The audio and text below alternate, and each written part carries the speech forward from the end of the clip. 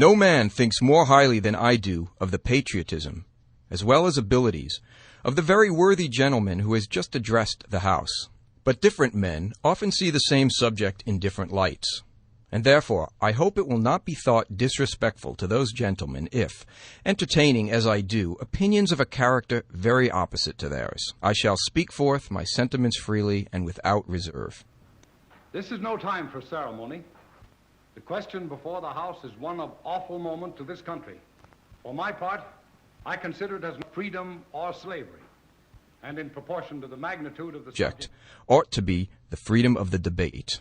It is only in this way that we can hope to arrive at truth and fulfill the great responsibility which we hold to God and our country. Should I keep back my opinions at such a time through fear of giving offense, I should consider myself as guilty of treason toward my country and of an act of disloyalty toward the majesty of heaven, which I revere above all earthly kings.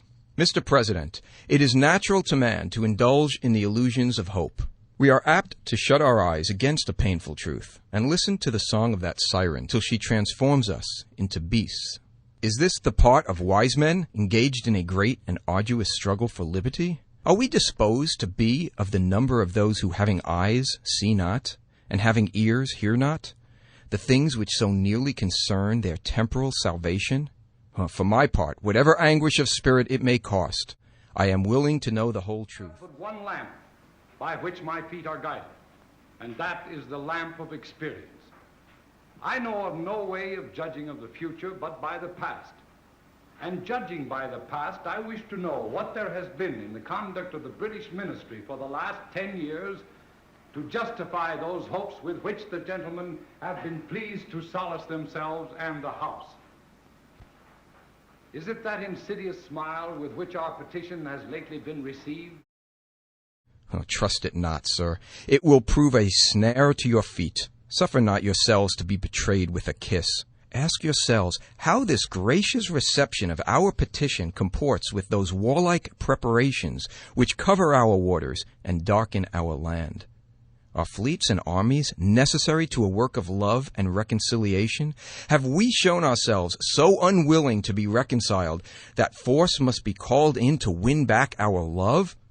Let us not deceive ourselves, sir. These are the implements of war and subjugation. The last arguments to which kings resort. I ask the gentleman, sir, what means this martial array if its purpose be not to force us into subjection?